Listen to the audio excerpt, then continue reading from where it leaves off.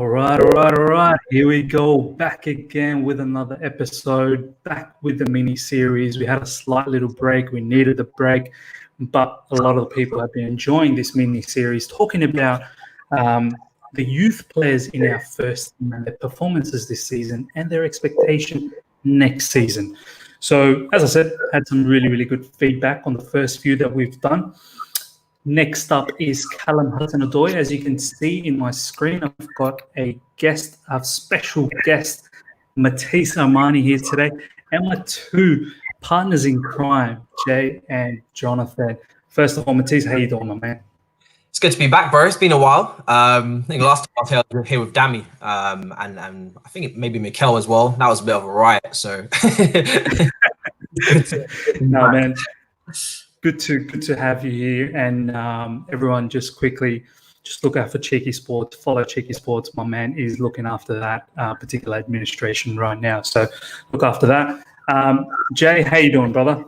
Yeah, man, I'm good. I'm excited to be back. It's one of my favourite things to do, and Matisse is obviously amazing to talk to, and I know he's got some good opinions, so I'm buzzing for this one. Brilliant. And Johnathan, I spoke to you roughly around 3:30 a.m. UK time. How are you feeling right now? Don't sleep, mate. This is the rat race never finishes. So no, it's good to be on. I'm excited to be on with Matisse and also Jay and yourself. So yeah, I'm looking forward to talking about HudsonOdois. 100%. Brilliant. All right, let's get cracking into it. So first of all, I want to talk to Matisse since he's been back after a bit of time. Callum Hudson-Odoi, just to give a bit of a background to my side of it. Pre-season, obviously, there was a little bit of controversy in regards to him, in talking about his contract extension and some residual that was left behind from last season with the Bayern Munich links. And obviously, when Lampard came in, he made it quite public that he wants this player to sign the extension, and he feels that he's going to be a very, very big part of this team. But there was all these sort of talks about his wages, and it just carried on a lot just before the season started. So what I want to ask you is, what was your reaction during that time, going through news after news after news in social media, and people, there was a point where people just get fed up with this and they just wanted this to end. What was going through your mind in regards to this player with all these wage demands and contract extension stuff happening at that point? Yeah, I mean, I was obviously quite angry with him, as I think, I'd say 85% of the fan base was when he initially handed in the transfer request. But if we're talking about, I definitely moved on past that, got over it. A lot of people haven't and still haven't. You can see it in them in their tweets, in their mannerisms when they even talk about him. There's still a little bit of a like a spider crawling on their back. They still can't say it without flinching. So they have to get over that. That's a personal problem. It's not that deep. It's a career at the end of the day. And luckily I was well enough informed. I mean, back maybe, I don't know, but if I didn't have a certain few accounts to just quickly hit up when something like this is going on, I would have had a poorer reaction. But it's good to be able to be a little bit more informed. I didn't actually have any personal issue with HudsonOdois over that time, because at that point I knew that he wanted to sign the contract. At that point, it's all little nitty gritty figures that need to be, negotiated. And when you're dealing with agents, it's not dealing with a player. You're not dealing with someone who, necessarily loves the club. You're dealing with an agent. He's a businessman. So when you're talking like that, it's business. It's Marina versus another businessman, and they're not playing. They're not here to say. They're not here with their blue flag around their shoulders. They're here to talk business. So, of course, these things are going to get dragged out. A lot of it was about the number 10 shirt. I don't think that was actually as important to the player himself as many people, put it out there to be. Or what was more important to the player was playing time. You have to understand, even though we as fans believe, these players are now going to get game time, calm down. You have to realize, as these players, they know the history of our club. They know the instability. Yes, Lampard's here, but they want to know he's going to be here for a while, because there's no point bringing Lampard in for 2 years. I've signed a 5-year contract. Then next thing you know, you're in some other Italian manager who wants to chuck everybody out and go with plus 30-year-olds for an experience 3-4-3. Do you know what I mean? So Yeah. you have to. It's a trust thing, and it's going to take some time before this club is actually known for bringing through youngsters, for them being here like over a long period, like a Tottenham, so to speak, and actually getting some sort of mutual trust in saying, yeah, I will slap down a 5-year contract because I know I'm going to be here. So it's going to take time, but I think this season's a great start. It's going to take some more time. Yeah. No, just quickly, what I want to touch on there, I completely understand where you're coming from in terms of the long-term contract and, business being business. But just a quick question in there, which was sort of burning me during that time frame was, look, he may deserve the money that he's getting. But the question I want to ask you is it right for a youngster of his age who's not proven as yet to have that level of money at this time? Remember when we were 18 and 17, do you know what I mean? Like that level of money that's insane ridiculous. To me. Yeah, oh yeah. So it's ridiculous now. It's ridiculous when I'm 40. Exactly. So where do you think football is going in regards to that? I know a lot of people will say, look, there's no amortization over there because we didn't have to buy him. We can afford to give that kind of money. But I just feel, where has the value gone that you earn that money? Do you know what I mean? Like you earn that first, and then look, he could have played a couple of seasons. I don't know how many more seasons he had, but he could have played another season, done really well, and then demanded that kind of money. So where do you feel that? How do you feel in that sort of space? I mean, it's definitely got to be done on a player-by-player basis, and the reason why I say that is because every deal is different. So Hudson-Odoi's case is so special because you rarely get an 18-year-old getting courted after by Bayern Munich, right, in January. That's just unheard of. Like Bayern Munich, they are a very smart club with their transfer business. They tend to look at them. They're already really replacing Ribery and Robben before we replaced Ashley Cole.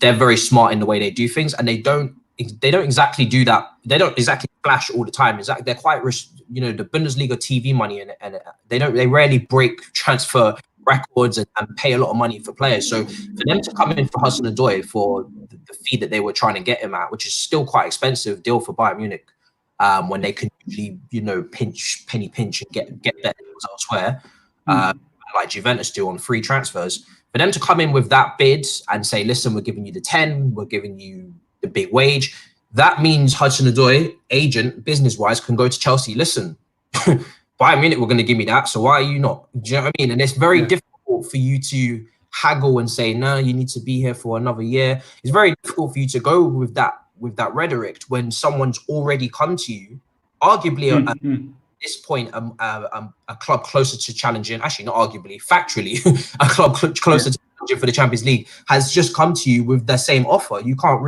Chelsea can't really haggle too much. There's not really much room, especially when his contract's running out. You take a different situation where you're negotiating for another player who's still got 3 years left.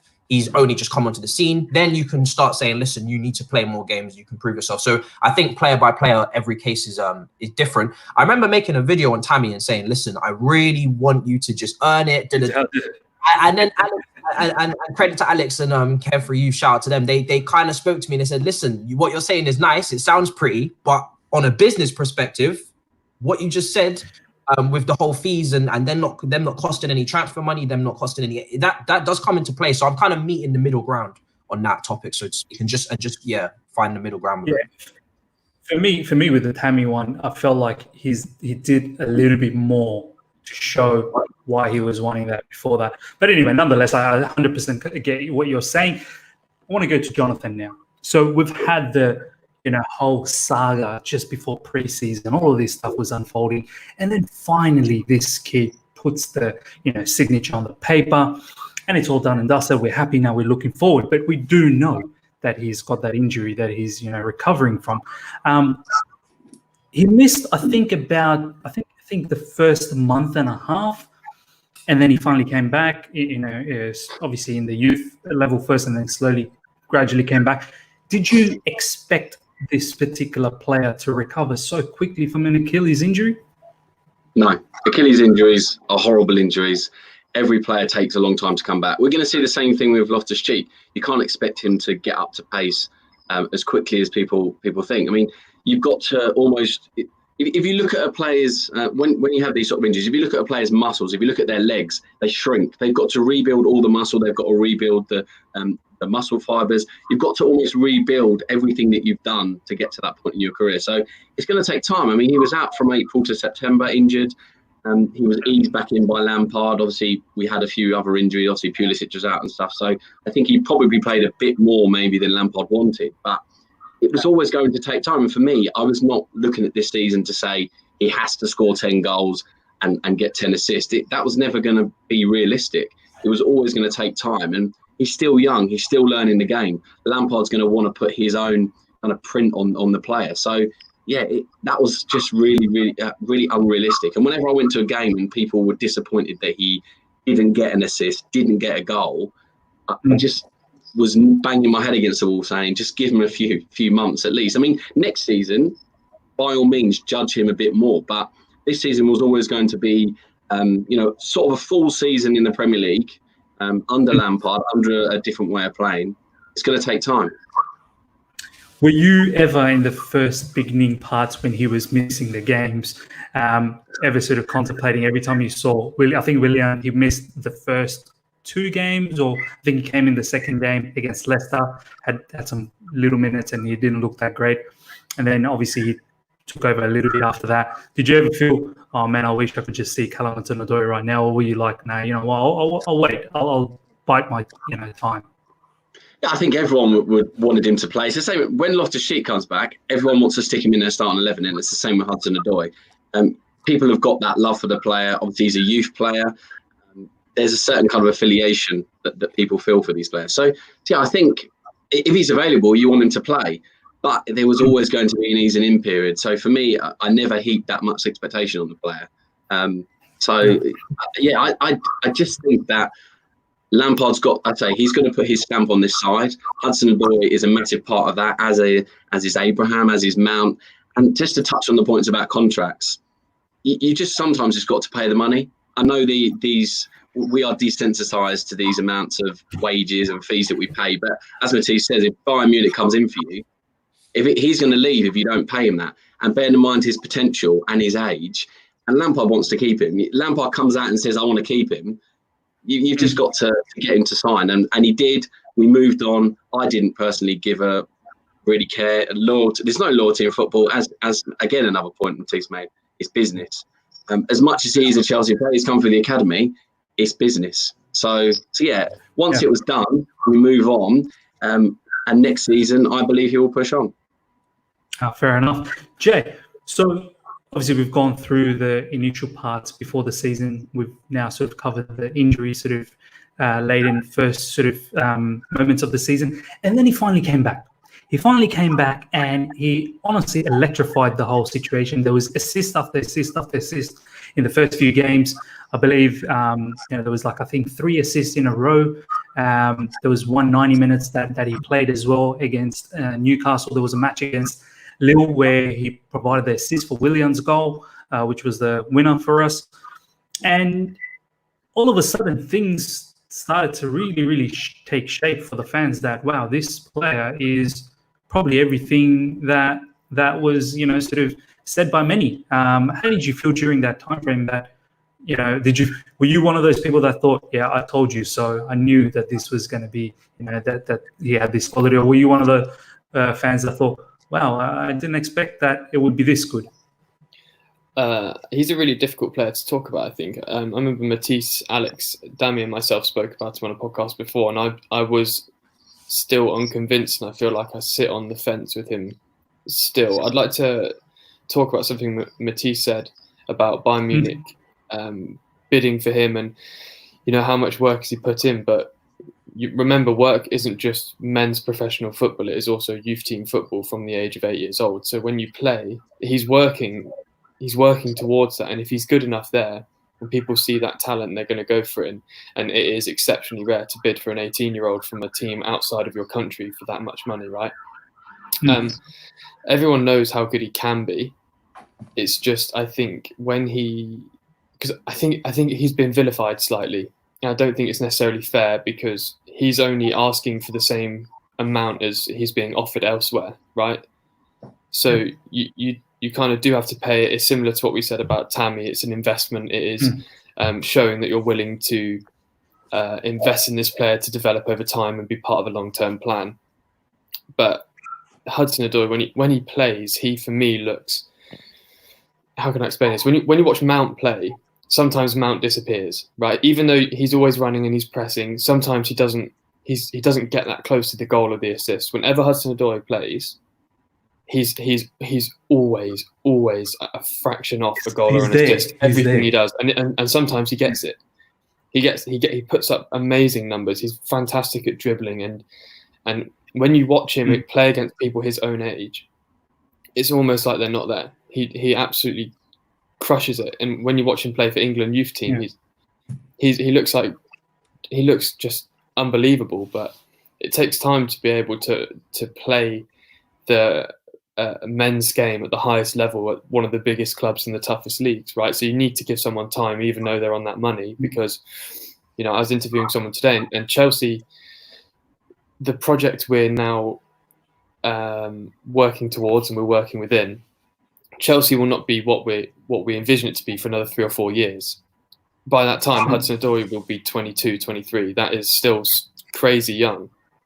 And he's got world-class potential. No one can deny that. He looks like one of the most promising teenagers in the world, let alone in England.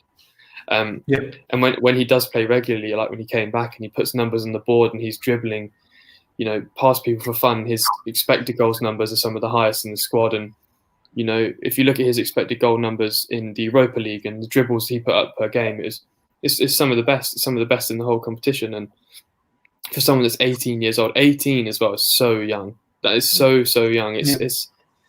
It's crazy, and to be that good at that age and to have teams willing to invest, you don't see that ever. I honestly cannot think of the last player that was that age that a massive European team went for that much money. Vinicius Junior, maybe. And Vinicius Junior, and no one in the world will say that he's not a top level talent.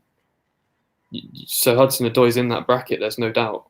There's absolutely no doubt. It's just hoping that he can continue in that form over the next few seasons and really cement his place as starting player. And I think that's part of the Sancho debacle as well. I'm still not too fussed about Sancho, because I'd rather have Hudson-Odoi and Pulisic starting and see what happens there for the season, because Sancho's going to be 20 at the end of next season anyway. He's still a brilliant player, but we've put the investment into Hudson-Odoi and we've spent the money on Pulisic. Let's just see what happens, because they both look world-class talents, and Pulisic has played Champions League since 17. Callum Hudson-Odoi looks like one of the most promising teenagers in the world. So maybe just give them some time and let them develop and just not get on their case too quickly, because they're still, well, especially Hudson-Odoi, they're still kids really. Even though you're 18, you're still not, you know what I mean? You're still not a full adult. You haven't lived that life. So just give them a break and let them play their game, and that'll be the best thing for them. Not true, man. I've sort of reiterated this many times in football Twitter, saying that we've got two of the hottest properties. We should try and lift them a lot more than try and pursuing other avenues. But of course, we need quality all over, nonetheless. But Matisse, I remember during that time frame, where he was just producing assist after assist, there was quite a lot of times he produced key assists for Willian. I think there was at least twice or maybe 3 times where he's produced some quality assists for him. There was a bit of a combination happening with them. You tweeted something, I remember, Callum Hudson-Odoi turning water into wine, or something or other in that sense, and that did really, really well. But straight after that, there was a particular period where Pulisic was starting to take over. He was off for the period, and he was getting managed by Frank Lampard. And straight after that really key, solid period for Callum Hudson-Odoi in the beginning, where he was producing assists and he was doing well for England as well, the youth team. Then he went through a bit of a lull, and Pulisic took over during that time frame. It was roughly around the November to December mark. How did you feel about Callum Hudson-Odoi during that period where he sort of, again, took a back seat? Were you sort of worried, or were you thinking, this kind of stuff kind of happens? I mean, it's funny because I was personally calm with it, because at the end of the day, I would have expected that pre-injury. I would have expected that from an 18-year-old even before he got injured, to be inconsistent, to be up and down. That's what you expect, right, from that young. Then to slap the injury on top, it was inevitable. Like you can't expect someone to keep up that level of performance consistently at 18 after an Achilles injury. It's just not realistic. That's why I was always, before Ziyech officially joined, I was so in favor of Sancho, because I felt like you're not going to have all three of them in form at the same time. They're all around the same age. They're all going to be inconsistent, but they're all world-class potential, and one of them will be in form at some point, and that means you're going to have good games, right? And if you've got two of them, then one sits on the bench. So I was fine with Hudson-Odoi, completely understandable and to be expected. Pulisic, I love Pulisic, man. The thing is, I love both players. And funnily enough, this fan base makes you decide which one you love more. I have no idea, because they're both people love to do a comparison with players that just don't need to be compared for some reason. It's the same the other day with Kovacic and Loftus-Cheek. Why would I compare two players I just want to stay? Like I don't care. I don't care who's a little bit better, who does this, because they're both staying in my eyes. I'm not trying to get rid of either of them. So it's the same with Pulisic. I love Pulisic. I think he's incredibly underrated by this fan base. I think because he doesn't have your typical PMP in a winger, that he's underrated. His decision making, the way that he drags players, almost brings players to him and then releases the puck, opens up space for others, is a very rare trait. It's not something that you're going to get often. It's something that can break down deep defenses, deep blocks very well. I personally love to see him in the 10 position a lot more. I think he's brilliant in those spaces. Like I said, he's got good vision. The way he glides past players, I think he's very good at that. I think he'd do very well in that position. So when he burst into form, I was probably at my happiest, because you could see how much it meant to him when he scored against Burnley. Like that knee slide, he was just damn happy. And that's the be all and end all. That's what I'm happy with most this season, is the actual celebration, because I was so tired of seeing Morata sulking when Hudson-Odoi busted his ass on the right wing to cross it into Morata, and he scores a header, and then he's just like, I'm like, you're playing for Chelsea Football Club. What the hell is wrong with you? Like, but this season we've got Mount, we've got Tammy, we've got Pulisic. They're all like, they can't even celebrate like this. They're like proper like screaming and their shit. So it's brilliant. That's what I want to see. That's what I pay to see. So I love it. Nice. So going to Johnathan now. Look, off the back of what Matisse was saying, he wasn't too phased about that dip of form. Obviously, Pulisic took over during that time frame. So we as a fan base, well, I don't know about, I think, Matisse sort of answered that he wasn't too concerned. I probably wasn't at that, because I was more focused on Pulisic. Did you feel the same as well, Johnathan, during that time frame? Did you feel that, what happened to Callum Hudson-Odoi, or where did he go? Or were you more sort of thinking, wow, Pulisic has stepped up? Yeah, and there's always, especially with every young player, we've talked about Mount, you've talked about James, Abraham, they're always going to have dips of form. Part of the age. You can't, at that level, you cannot perform at such a consistent high tempo for 38 games of the season. There's always going to be dips, but that's why you have a squad. That is why you have a squad of elite players that can come in when other players, especially like your wingers, that when they're not scoring or getting assists, you need someone to come in and take the mantle off them and take the initiative. And when Pulisic has that run of form, that great hatch against Burnley, and there was a really good spell with him, fine. Hudson-Odoi bided his time. He then came back in when Pulisic was injured. So, yeah, that's why we've got a squad. And obviously we've got Ziyech coming in now.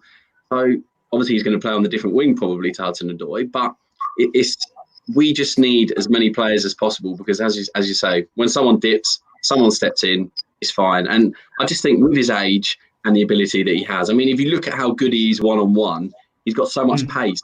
He will learn how to take players on even more.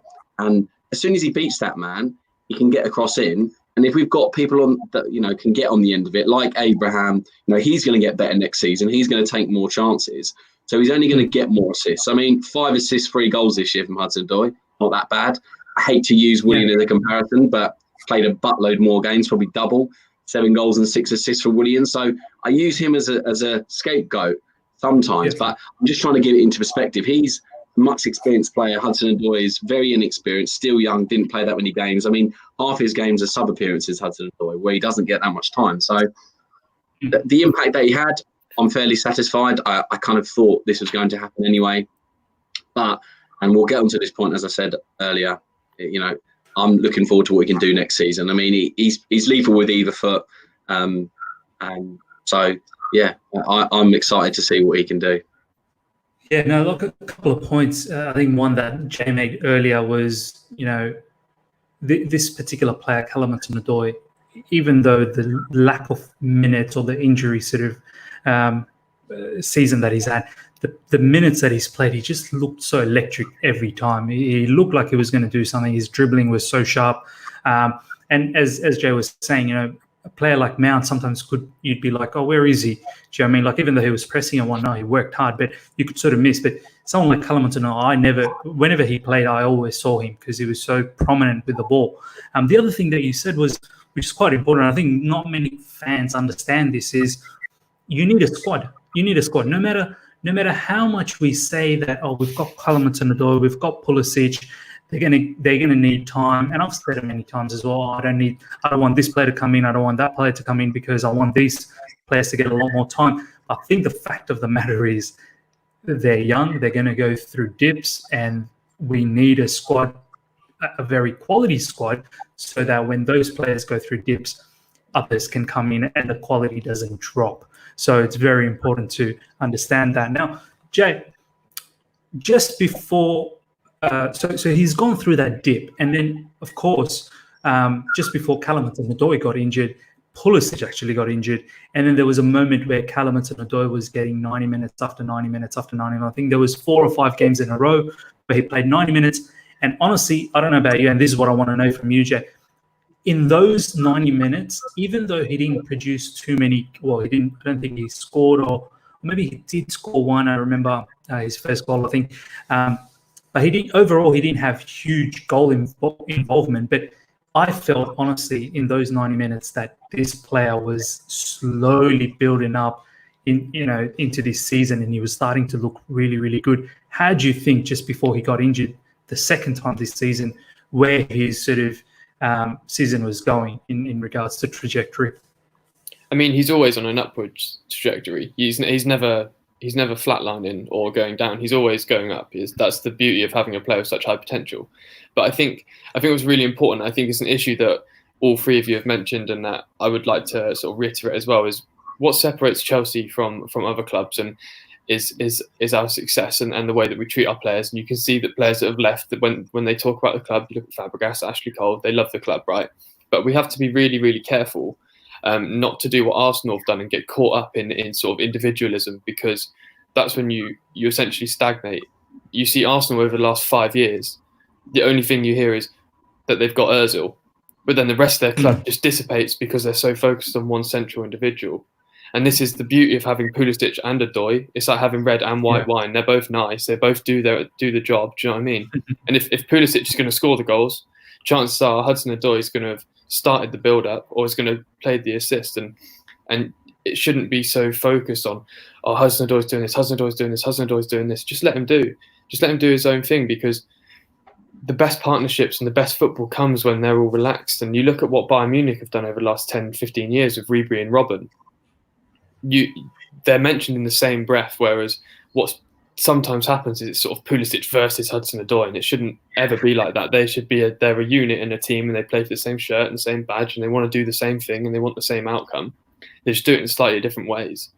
It's almost pointless comparing them as to who's better or who do you prefer, because they both play for the club. They both sign long-term contracts. They're both going to do, they're both going to create. They both got pace. They can both dribble. They can both score. And, Pulisic might score more. Hudson-Odoi is almost certainly going to assist more. So you just have to let them be and let them develop. And I don't think focus too much on scrutinising them, even though they are on big wages. You've got to focus on their age. They're bound to have dips in form, bad games, and that's a thing with a team in general. Everyone's been there when they've got to go to work and you wake up and you feel like you can't be bothered. That does happen with football as well, just because they get to play football. Happens to me always. Yeah, so it's a human condition, and it's normal. And I think for Hudson-Odoi, his trajectory is always on the up. But I think the best thing for him and the best thing for all our young players, and we've got the best young players in the world, in my opinion, is to just enjoy the journey and not complain when it gets a bit bumpy and things start to struggle, because it's bound to happen when you're using young players and teenagers. And as for Hudson-Odoi specifically, he looks, in my opinion, I think he could probably be as good as someone like Raheem Sterling if given the time to develop. Because remember, Sterling has taken, he was amazing at Liverpool, but when he goes to City and he gets that time and training and focus, he turns into something else. And surrounded by overall quality as well. Exactly. Yeah. And Chelsea are building that quality, and they're going to build over time. So when Hudson-Odoi reaches the same age Sterling is at now, there's no reason why he can't contribute the same way. And I personally think Pulisic and Sterling may be a bit more similar in the way that they play their game. But the level that Sterling is at, I think Hudson-Odoi could comfortably get to, because he demonstrates it every time he plays and at every level of football that he's capable of being one of the best players on the pitch. And I would like next season to kind of not mention ages of any players. If they're in the side, they're good enough, right? That's just the way it is. So there's no point being like, oh, he's only 20. Okay, yeah, he's 19, he's 20, but he's in the team. He's a man. He's there. He's doing his job. So let's just support him. Let's get behind him. Let's notice the trajectory he's on is always going to go up. You can tell by the performances he plays, but just give him time and just relax a bit and just try and enjoy the football. You don't always need to scrutinise every young player because they earn more than normal people. It's just football. It's an art form. It's an entertainment. It's not so serious. You don't have to just always be like scrutinising every single minute, because that's just, why would you do that? How does anyone get any enjoyment or fulfillment from doing that? Just watch the players and let them perform. And there are loads of players historically that have been amazing to watch and don't necessarily put up the best statistics. Look at JJ Kocher. He's one of the most exciting players you could ever watch, but he doesn't always put up the best goals. He doesn't always have the most assists. I love JJ. Exactly. So you just have to take players on their individual qualities, but not isolate them individually, and just let them grow as part of a team, and it'll be great fun. I think that's a much better way to do it. Man, I love it. I love how you put perspective into it. I'm going to tweet that red wine and white wine concept that you talked about. That's going to be retweeted many times in the other side of the coins page. Look out for that. Going to Matisse now, basically wrapping up Callum Hudson-Odoi's season, which was, it came to an abrupt end. He got injured again when he was sort of on the high. And we never saw him up until obviously the lockdown. Were you sort of thinking, man, just when I was starting to feel that this kid is on the up again and he gets another injury, were you at this point thinking, is this going to be a recurrence with this kid from here on in, or, I'll let it go? I mean, maybe it's just a write-off season. We'll just let it go. How did you feel? I think these days people are too quick to throw out the term injury prone. They like it a lot. I don't know why they're so quick to throw it out, because it's not something that I take lightly. If you're injury prone, that's a massive issue. It's certainly an issue that needs rectifying, or really you have to start looking at their place in the squad. If you're going to say someone's injury prone, that means that they are starting to become an imbalance between game time and them in the medical room. And if that's the case, then you need to start seriously. If you're willing to say someone's injury prone, you should be willing to discuss that they should probably leave, or be on that thought pattern to be ready to discuss that, because I don't understand why you would keep someone injury prone and take up a position in the squad, which is already hard to come by as it is. So I don't personally think he's injury prone. I think it's too easy to throw that term out. Players like Jack Rodwell, Jack Wilshere, Michael Owen, that's what I hear is Abu Diaby at Arsenal. Unless they're on that level of injury, of seriously picking up injuries, then I wouldn't throw that term out there yet. He's obviously had a big injury. And then, he had another one maybe subsequently because of coming back. I don't know. He did come back too early. He did come back earlier than expected. So, that was also bound to happen. And we've had a lot. Do you know what? We've had a lot of injuries this season. So is everybody injury prone? Because Emerson was injured again this season. Kante injured again. Pulisic injured again. There's so many reoccurring injuries. Freak situation. Yeah. I mean, I don't remember a time this season where we had our strongest 11 out. I don't remember a time where we even had a combination of players playing together, like Pulisic, Hudson-Odoi, and say a Kovacic. I don't remember them all playing together, and a Kante, so to speak. I don't remember them playing a game together at the same time. So I don't know. Maybe it's a medical team issue because everything's gone off the boil since Eva left. I don't know. I mean, it's very hard to tell when you're not behind the scenes as to what's actually going on. But I'm not going to throw injury prone at any of the players currently yet, because I don't think it's justified. I think it's too early to say that. And if I'm going to say injury prone, I'm going to start talking about they need to leave. No, fair point. Just a quick round table just to wrap up this first segment. For me, I would say it was a decent season. Yes, he had a big injury, so probably our expectation shouldn't have been so high this season, and mine really wasn't. It was great to see him perform so well when he did play every now and then, and it was great to see his trajectory sort of going upwards. And for me, it was a decent season. I'll quickly go to Jay. How do you feel overall with his season? Yeah, decent season. He had about 700, 800 minutes. He put up decent numbers. I think Matisse is bang on with injury prone like a tattoo, right? Once it's there, it's there. You look at Bale or Fekir, they actually play way more games than people actually genuinely think because they're branded with injury prone. I don't think he is injury prone. He's just young, developing male. He's also gymming all the time. He's also, whilst physically developing, he's adding to that development process, and that will take its toll on your body at some point, as well as playing sport consistently. If any of us were to play sport all day, every day and go to the gym, you'd probably feel it sometimes. So, just take it as it comes, and I'm sure he'll be fine. He'll get stronger, he'll get quicker, and he'll be fine. And he had a good season. I think that's something that he's definitely going to build on. And I think if we're lucky next season, he's going to start showing signs that he's going to probably kill it for the next 5 to 10 years. Johnathan, how do you feel overall for his season? Yeah, fairly happy. What I expected, I didn't expect too much more. Yeah, I'm fairly happy, and I think he will build on it. I mean, again, if you look back at injuries, we've had 3 managers in the last 3 seasons. They all train in different ways. They've all got different training methods. That could be an issue. How we train, on what sort of ground, etc. All of these things, different types of gym work. You've got to take all of these things into perspective to see, as to why we may be getting so many injuries ever as well. So, yeah, I think it's unfair to label him that. When you come back from such a serious injury, things are bound to happen anyway. He came back too soon. So, yeah, I'm fairly happy. I didn't expect too much more. But as we're now going to go on to next season, I do expect more.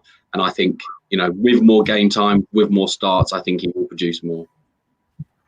Fair point, man. I don't want to ask the same question to Matisse. I feel like we're all going to be in the same page in terms of we all sort of feel that it will be decent. It's been decent from Callum Hudson-Odoi. So what I want to do is get straight into the next point, which is expectation for Callum Hudson-Odoi next season. Matisse, for me, I was speaking to you I think last week about this same situation, quite late Sydney time, I think it was in the afternoon for you. And I was quite strict that I want to see this player. For me, this season it's done. It was a transfer ban season. Everyone got a bit of a run. Fair enough. Hopefully, if the season does start, or even if it doesn't start, hopefully we finish still at 4th, and we get the Champions League position and so on and so forth. Next season, one of the biggest things that we had this season was lack of goals. We couldn't finish. I can't have that next season, Matisse. I simply cannot have that. And I need our wingers to produce next season. Injury is another thing. I need them to be in top shape as much as they can. They need to understand their body. They need to understand the limitation. I guess Frank needs to probably understand as well. So the question that I want to have for you is, what do you expect from Callum Hudson-Odoi next season in terms of minutes, goals, assists, or you sort of think, you know what, he's still young, I'll let him have a pass. I'll give him another season and then judge him the season after. How do you feel? With Hudson-Odoi, I think one thing no one really took into account is that no one got a pre-season. So Pulisic obviously came back early. He got his pre-season, then he got injured, which was unfortunate. Hudson-Odoi didn't actually get a pre-season. When you don't get a pre-season to train under the new methods, to get up to speed, because we know Lampard as a player trains very hard, So we know he's going to expect, that level of training. He said that so many times. He expects them to work very hard in training. And he said that to Callum Hudson-Odoi a few times. He said that you need to work harder. Yeah. And he said when he was coming, I think, if anything, it's going to take a lot longer for some of these players when they come back, because they have to get up to a certain level of training. We are in a very high intensity pressing system, which is obviously going to take more toll on the body as well. So your level, if anything, needs to be higher than it's ever been, to actually cope in the system that is so high energy. So, which is why I've been so surprised with links to number 10s you don't run, because Mount has been the main presser of our team. Now switch to a silky 10 who's going to be more relaxed. I don't see it.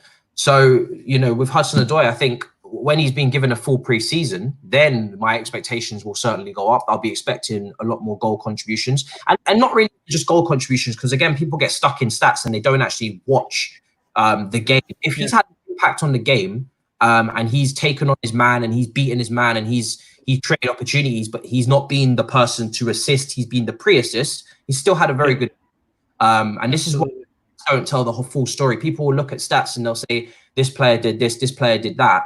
If you scored 4 goals against Nottingham Forest, but then you've gone missing for the next 3, and then you're saying, well, he's got 4 goals in his last 4. No, not really. I don't really care. Do you know what I mean? So people need to watch the games more. The eye test and the stats come together usually forms a better opinion than just the stats, because and even if it was just the stats, if you look at the stats, Hudson-Odoi this season trumped all of these youngsters that we compare him to, like your Greenwoods and your Martinelli. So I think he's going to have a good season next year. Granted, we have everything back to normal. Granted, he has his pre-season. And granted, of course, he doesn't have any more injuries, then he should be fine, yeah. Going to Johnathan now. I completely understand what Matisse is saying. Want to see more sort of involvement in the game. Do all the little things better. Just be involved. You don't necessarily have to score or produce that assist. But do you feel as a winger, as an out-and-out winger for Chelsea, we do require the production from him as well? That next season, I'm not talking about astronomical numbers from him. I'm not talking about.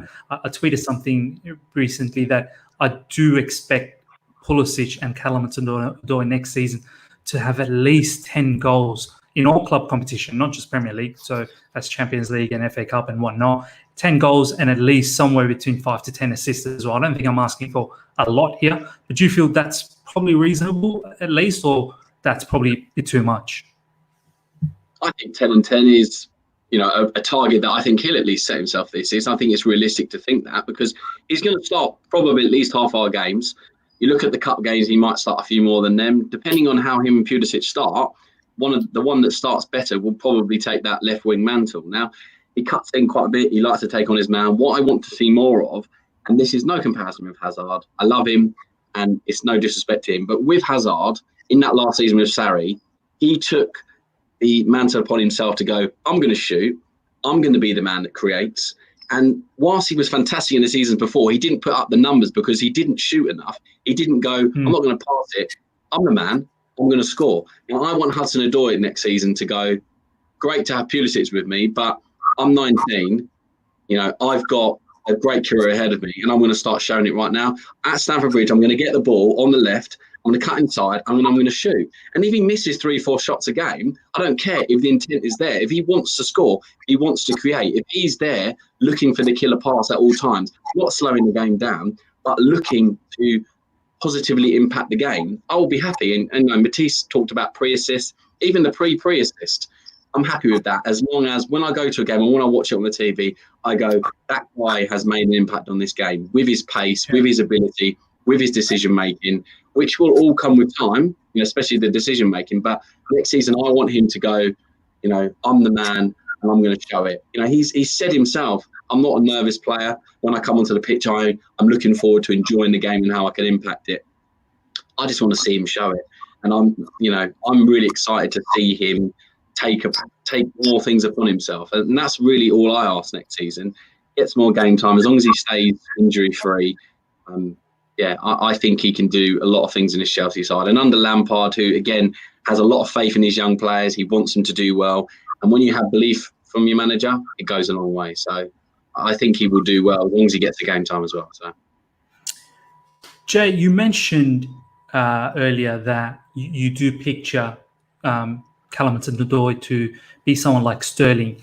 And Frank mentioned the same thing in the middle of the season, where he said he pictures Callum Hudson-Odoi to be as good as Sterling down the track. And I remember Matisse and I, we talked about it in mid-season somewhere, where we said where we lack a little bit of goals is in that far post. There's a lot of balls that come in and someone should be there tapping those in. And I remember the goal that Callum Hudson-Odoi scored this season was a tap-in from the far post. Do you feel that that's an area that Callum Hudson-Odoi really should concentrate, where some easy goals can come in? I know what Johnathan is saying in terms of, create your own thing, cut in, have a shot. Fine, that's fantastic. You should do that because you've got the quality to do that. But do you think there needs to be some sort of smartness as well from him, that I could easily pick out some goals here, just being in the right positions, especially in that sort of far post area? I think, firstly, I would play Hudson-Odoi on the right. I wouldn't play him on the left because I'll play Pulisic on the left. Secondly, I think I'm willing to make the claim now that if both Pulisic and Hudson-Odoi get decent minutes, I think Pulisic will get 10 goals on his own, and I think Hudson-Odoi will get 10 assists on his own across all competitions. No, Pulisic will get that, no question. I think Hudson-Odoi will as well. I think we have to be very careful with Hudson-Odoi. He's clearly driven more towards the assist, isn't he, than he is the goal. He creates far more than he will score, and we need to make sure we nurture that and not criticize him for that, if that makes sense. So let's make sure that when he's on the pitch, he's able to create, and if he can get in that position to score, fantastic. But I think he is a creator, he's a dribbler, he's a busy guy, isn't he? So let's allow him to create more. Let's give him that license. Let's keep him on the right wing, because it's standard now to have wingers with the opposite foot playing on each wing, right? So you can cut inside as an auxiliary forward. I don't actually think that would be best for Hudson-Odoi personally, because he's so good at getting a perfect ball in for the assist that you might as well have him on the side of his strongest foot, so you can provide for Tammy, who's a big guy. And Pulisic has so much pace that he can get in at the back post if needed. I think it might benefit his style of play more. And Hudson-Odoi, we all know, has the ability to take on a player and shoot anyway, so it doesn't really matter if he's on the right. Sterling plays on the right, and Sterling's right-footed, and he scores plenty of goals and gets plenty of assists, So, but I think it is really important for Chelsea fans to remember that Hudson-Odoi is assist and creatively orientated, less so, and Pulisic is much more, I'm going to score, I'm going to score, I'm going to score, I'm going to score, which is why we could all see Pulisic playing just in behind Tammy or in the number 10, because he looks slightly more direct, which is no criticism to Hudson-Odoi, because Hudson-Odoi looks way more likely to get an assist. He looks far more creative, much more capable at doing that job. So we just need to nurture both those players and allow Hudson-Odoi to, he's not scored for 3 games, but if you look at what the two boys were saying, his expected goals build-up, which is the pre-assist, it's why Jorginho's numbers are really good when you look at his pre-assist, because he plays the pass to someone who plays the pass as the assist, right? Yeah. Fabregas used to do the same. Hudson-Odoi's his expected goals build-up will be brilliant as well, because he'll be in the right places. He's so busy, so quick. He demands attention from fans. He demands attention from defenders, and he wants the ball, and he wants to see someone score. And that will come from Tammy as well, who's missed chances this season, but he's also scored a lot. He'll improve, and having someone on the right-hand side who's consistent, that's able to put a ball in 9 times out of 10 in the perfect place, that has also beat 2 men on the sprint down there, that's only going to benefit the team more. Ziyech, we know, will probably play on the right as well, but there's no harm in him playing number 10. There just isn't. Yeah. And we don't know what Hudson-Odoi will be when he is 23, 24. We just don't know. We all see him as a left or a right winger, but he can score. He creates a lot. He's very fast. He's good with his feet. There's no reason why he couldn't be a number 10. But it's unlikely now, looking at him, that that's what will happen. But I think realistically, if I was thinking about a Chelsea setup, I would really consider pre-season, especially playing Hudson-Odoi on the right and seeing what Ziyech can do in the middle. And I'd say Mount is more of as an 8, because Mount is a brilliant player, and I even said he was our young player of the season. But But Ziyech, I think, is obviously going to have a higher output of goals and assists. But Mount is so useful to have on the pitch pretty much all the time that there's no reason to not have him there. But we have to rotate with Gilmour, Kante, and the rest of them. So let's just allow Hudson-Odoi to be creative and to express himself on the pitch and play his way. We shouldn't demand goals from him because he's not a out-and-out goal scorer. He just scored goals in youth football because he's better than all the players on the pitch. So the most simple thing for him to do is to score. Right? That is what it is. The best decision for him is to beat 3 men and score because it's much easier than passing to someone else who might lose it. But now let's let him be creative. Let's let him express himself and just let him play his football. And he'll be fine. Just to add on, I completely agree with you on the right wing. A lot of people have always said they want Hudson-Odoi on the left wing. He's actually outperformed on the right wing a lot more in the first team for Chelsea. And if you look at his shooting technique, it's not the most polished when it comes to 1v1. When it comes to cutting inside from the left, it's not always the most accurate, clean cut shot. So it makes no difference when he cuts on his left foot. It's kind of the same kind of quality of shot. But if you look at the chemistry he's established on the right with Reece James, I remember watching them at the bridge. I was actually quite close to the pitch as well because I was quite low down in one of the front rows. Right in front of right wing, Reece James and Hudson-Odoi, the chemistry is unmatched. If you listen to Reece James' dad, Nigel, they've always had that chemistry. If you listen to anyone who's worked with them in youth level, their chemistry is unmatched because Reece is very comfortably good at coming in as an inverted fullback and coming inside and whipping in crosses from an inside right position and taking shots because he's very good at that as well. And equally, he can go on the outside and let Hudson-Odoi come inside and cut in. So it's the perfect chemistry, which hasn't been established at left wing. And if you look at who we have at left back, and we don't know who we're signing yet, the left wing is always more hampered. He's always going to be, a little bit on the downer because he hasn't got the left back supporting him. And that was always my issue with the left winger. He had the support of the left back because our left back has, compared to recently, always been so up. So that's something we need to take into account when we look at wingers. Fullbacks are huge.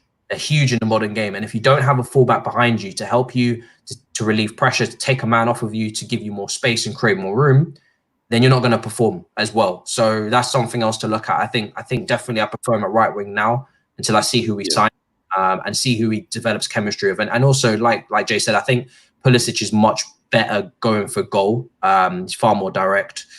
And his positioning as well in the box is a bit better as well. I think Hudson-Odoi sometimes he doesn't take the space. I was really happy to see him score that tap in for his first Premier League goal. That's what you want to see from him at the right wing. Yeah, it sorts out creativity as well, doesn't it? Sorry to interrupt, Miz, but we've lacked a bit of creativity this season. But next season you have Hudson-Odoi on the right with Reece James, and you've got Ziyech on the pitch as well. There's chances all the time because all three of those players specifically, that is all they want to do is create. Look what they're doing. If they can work together, Tammy is going to be overwhelmed with chances, and it's fine if Tammy misses 6 goals for the season. If Tammy misses 6 shots, that's fine because we're still going to get balls into the box. We're still going to play nice, neat passes. We're still going to have everything working. It's just about getting it all together and up and running, and then really, really maintaining momentum. And I think with Hudson on the right, it might work better. Look, 100% I'd take Callum Hudson-Odoi, more than 10 assists, and if it's just 5 goals, I'll take that any day of the. For me, assists are just as important as goals because at the end of the day, someone's got to create for the goal to happen. So it's just as good. A couple of things I want to mention, which made me realize a few things when both of you guys were saying all you guys were saying the right side, being Callum Hudson-Odoi and Reece James having such great combination. One man I remember was part of that combination and sort of supporting that combination was Kante. For me, he looked after that sort of combination when Reece would bomb up and have the overlapping or underlapping with Callum Hudson-Odoi. Kante sat right behind them, sort of monitoring the situation that if there was a counter, that he's there to block that situation off. And talking to you guys now and picturing that sort of, if that sort of happens, I still think Ziyech, and I know we're not really massively fond of the 4-2-3-1, but I feel you can still have Ziyech as a 10, Callum Hudson-Odoi as the right wing, Reece James in the right back, and then Kante being one of the people in the pivot, sort of covering for all of that situation. And that's perfect for Kante because that's what he does. He plays in that pivot role where he can still be box to box. He breeds confidence. You can't, with the beautiful thing about Kante, and it's the reason why you don't want to sell him, is because he's the best in the world at allowing players to feel confident to go forward because they know that they've got their backs covered. Yep. It doesn't matter. Even if you've seen how many teams have attacked us and even a 2-on-1, 3-on-1 and Kante gets the ball, you have supreme confidence on a pitch when Kante is behind you because you almost certainly know that the ball is going to be back in your possession if you lose it. And that's why it's so important. The issue, It's just quickly on Kante. It's why I'm so quick to not label him as injury prone and not jump to the selling him unless a bid, unless the bid was insanely high.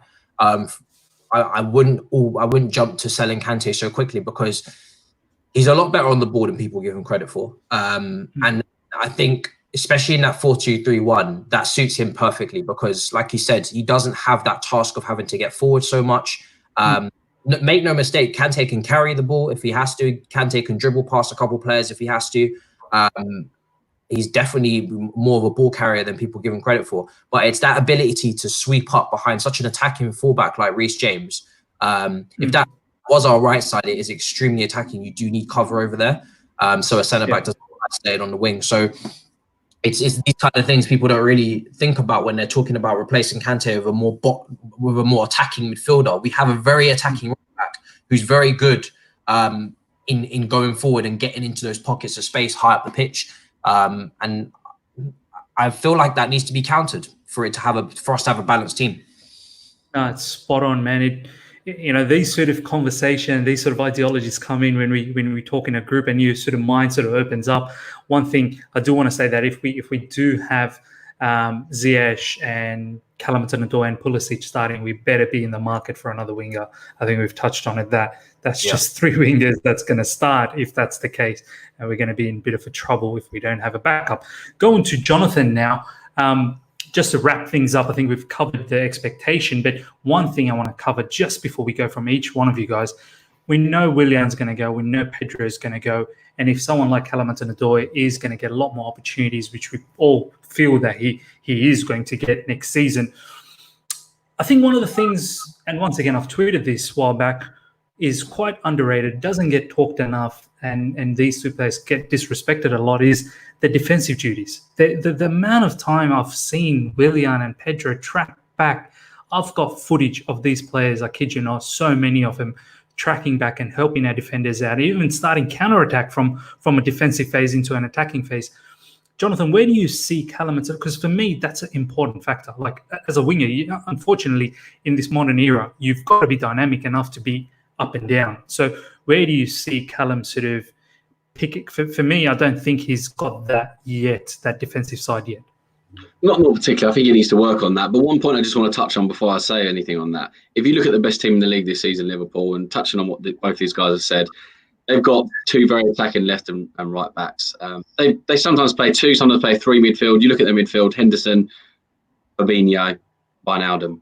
3 players, very defensive, or not what they defensive, but they'll sit, they'll hold, they will keep the fort safe whilst those 2 bomb up and down. So it does show you don't have to have the most creative players in your midfield as long as it allows other players to play. So what they said about Kante is completely true. If we use them, Liverpool as kind of a model, not saying we're going to have those sort of players, but it's interesting to see how they work. So, I mean, again, whenever I've seen him, Hudson-Odoi, he doesn't track back as much as a Willian or Pedro, but not many players do. I think Ziyech is pretty good at that. He's quite happy to do the defensive side of things. Mount obviously does it. So if he plays, I'm an advocate for him to play on the left or the right. I completely understand what both of these boys have said about the right and Reece James, which is very valid. So let's say he plays on the right and Reece is bombing up that wing. If he haven't got someone that's going to cover from the midfield, he does need to come back a little bit. And I think it's just with age that will happen. An 18-year-old, when the ball at their feet, they don't think when they've lost it, I need to get in the right back position. That's not their instant thing, because he's as I said, he's a creator. He wants to be the person that affects the game in that positive way. But it will come. I believe he will get better at that. And when you haven't got your Williams, your Pedros, and let's say if Mount doesn't play because Loftus-Cheek is there, he will have to do a bit more work. And it's just about Lampard being a bit more savvy and saying, look, I need everyone to kind of pitch in this aspect. So I think that will certainly happen with time. You can't expect him to do that overnight. Can I just add to that as well? I think we're a bit susceptible, and we've obviously got in the Mourinho and Conte style of wingers, and that is where you're very defensive. You get back, you track back. It's one of the reasons why Mohamed Salah didn't succeed here and a Willian did. There's different ways to defend, and it's not always that the winger must get back into the right back position and go into a low block. Lampard definitely seems to be defended from the front. I think the emphasis will be more on Hudson-Odoi to press their back line with Tammy and actually help in that regard, so we can win the ball high up the pitch. And we don't have to retort to a low block counter-attacking system. I think when you're looking at like Pedro and Willian, they suit counter-attacking football a lot more and low blocks, because they do run back 50 yards for a Diego Simeone type team, where you're basically back at the beginning. I don't think our model is to hit the restart button when we lose the ball. It's to crowd, it's to press, get the ball back quickly, so we don't have to be all the way back at right back. So I think, in terms of in learning the game, I think our wingers are going to be different in that regard. I don't see them turning into Willian and Pedros. And we have to remember, the game is 90 minutes. You have to be very clever with how you release and keep your energy. And I'm not the biggest fan of a winger using he does need to use it, but not use all your energy tracking back, because when you get the ball, you need to have the energy to create. That's job. Your main job is to create chances, and it's why Willian's output has been so low for me, because sometimes he is just running around too much, and I don't want to see running back when they don't necessarily need to. If your left back or if your full back is near you, cool. You don't need to contribute even more and be a midfielder, because when you get the ball, I expect you to do something in the final third for sure. I think this is where the balance that we were talking about comes into play. If you play with Callum Hudson-Odoi, Reece James, and the likes of, let's say, Kovacic and Jorginho in the pivot, along with Ziyech in the number 10, you can tell if there's a counter, someone is going to get done in that midfield with pace. So someone like Kante becomes even more important to make sure that they marshal that area. And even the importance of the centre backs come into play, because they need to be alert that if these attacking players are bombing up, we better be alert and ready to defend our lives when there's a counter. And this is where we come into the fault of Rudiger and our secondary defenders like Zuma and Andreas Christensen. None of them are really world class, and they get caught out. As all of you guys have said, I think Johnathan's mentioned that in terms of Liverpool. They've got their three midfielders sort of marshalling in the middle, but they do also pack the box whenever those crosses come in. It's not just the forwards that pack the box. You see someone like Henderson coming into the box. You see someone like Wijnaldum come into the box. But they're quite comfortable because they know they've got someone like Virgil van Dijk sitting at the back that if you counter, the big beast is waiting at the back to knock anything down. So that's well said, boys. Final, I suppose, point from Jay, and then we'll wrap it up here. Jay, in terms of something controversial now, I suppose, we've mentioned this. People talk about Callum Hudson-Odoi's wages. They're quite vocal. We all know who these accounts are. They come out every now and then. Sana, by the way. They come out every now and then. They come out every now and then, and they create a lot of issues like that. And I just feel next season, if Callum Hudson-Odoi has a similar season this season in terms of numbers of minutes and getting injured, this wages talk is never going to escape him. So what's your message to the fans out there? Like, I think you've kind of mentioned that. Forget about the wages, just kind of look at the player, but just sort of give something to the fans that they forget about this once and for all. Well, just relax. He's an 18, 19-year-old playing football at one of the biggest clubs in the world. He's going to make mistakes. It's natural for players to get injured. It's very rare that players don't. if you're gonna analyze every single player, that's totally fine because stats are a massive part of football. But give him a break, just let him play his game and just enjoy what's going on. He's a talent that we've cried out for, and we've always wanted players like that. And there's no point just instantly scrutinizing them because his agent is asking for the same amount of money as other players get offered because of hyperinflation in football. It's not Hudson-Odoi's fault. It's not his fault that any of this. He's just playing his game. Just let him play his game. If you want to hate on him, that's fine. There's not really much point. I think if you are one of those people that are constantly going to just tweet out sort of pointless abuse, and you might as well not bother. Just have a private account and just tweet for yourself because there's no point. Do you know what I mean? Just write it down in a notebook if you feel that angry about it. But just get behind the squad. Every single player, get behind them. If they don't perform, try and understand it a bit more, objectively. Try and understand what might be going wrong in the game and the style, and try not to just, personally attack all the time because it's so boring when people do that, and that's why a lot of people who do that, their accounts are just on the down. That's right. Brilliant. Well, boys, I think I feel like we've covered a lot about Callum Hudson-Odoi here. I think we've encapsulated his season, this particular season, very well.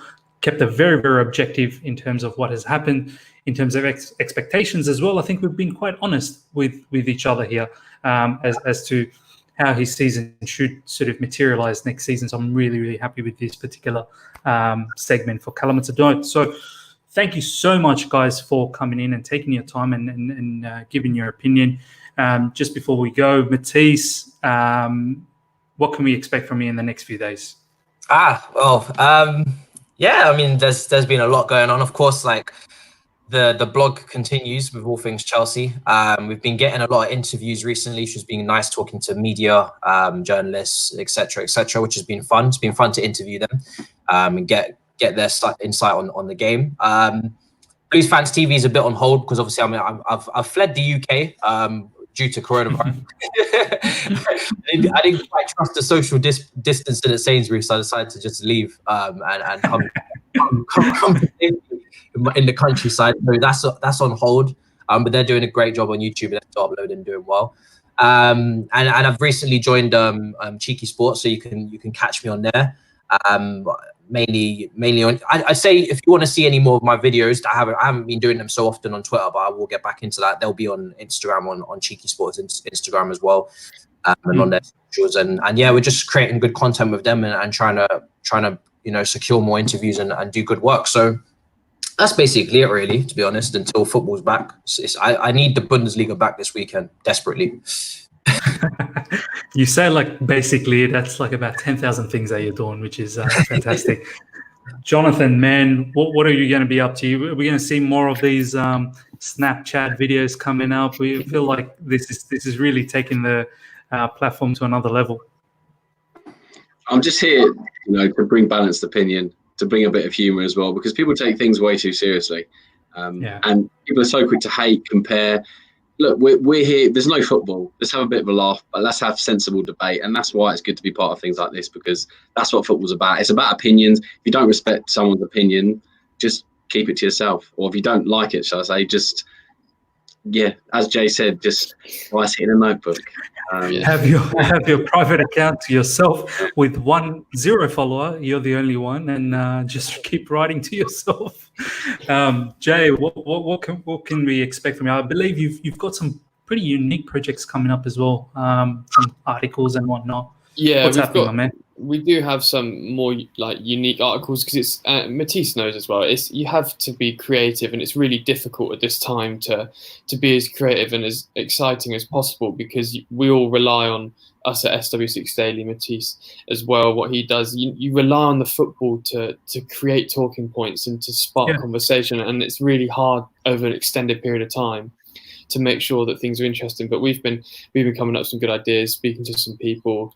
We've got a couple of like longer form articles that will be coming out about bigger issues surrounding the club, around right-wing fans and racism and things like that, which are really interesting, and hopefully people catch on to them. We also, if anyone's watching that hasn't already, I really recommend reading Elizabeth's article about what it's like to be a woman on football Twitter, because despite whatever publication you prefer to read, we're all friends, we all talk to each other, and it's a really important issue. And I would really recommend that everyone goes and just checks it out, because it'll only take you 5 minutes, and it's really important.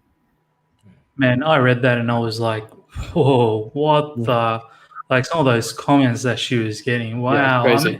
And she's one of the best to do it as well. She's one of the best on this platform. She's absolutely fantastic. And you know, no one deserves to be spoken to like that. And you know. And even in the comments after that article came out, there was just some crazy comments as well. There was a couple, Where's the end to this? But do you know what? I said to her, let's just focus on the mass amount of positivity that everyone in this community likes working with each other. Everyone likes discussing their opinions. It is only football. There's way more important things. Everyone's got their own families. Everyone's got their own friends, their own lives, their interests, which are much more important than football. This is something that a common interest that we all share, and there's a much larger amount of positivity than there is the small minority that like to just try and put some snidey comment in for no point, so they might as well write it in their notebook. Yeah, write it in their notebook, create your own account. And here's a tip for everyone. If you're going to be a bit of an idiot in social media, as Jay said, create your own little account, have no followers, just keep writing to yourself and just keep rereading it. Anyway, look, boys, thank you once again. One last thing before you guys go, I want to say that I've just hit 300 subscribers in my YouTube channel. Really, really happy about that. The growth in the last month has been actually really, really well. So I thank every single one of you guys for helping me out to reaching this milestone. I believe I got something around 85 subscribers in the last month, which is, I think, due to all of you guys coming into my channel and contributing with me. And I thank you so much for all the time that you give me. So I'm definitely I need to shout you guys one day down the track. So look out for that. So yeah, see ya until next time, guys. Yeah.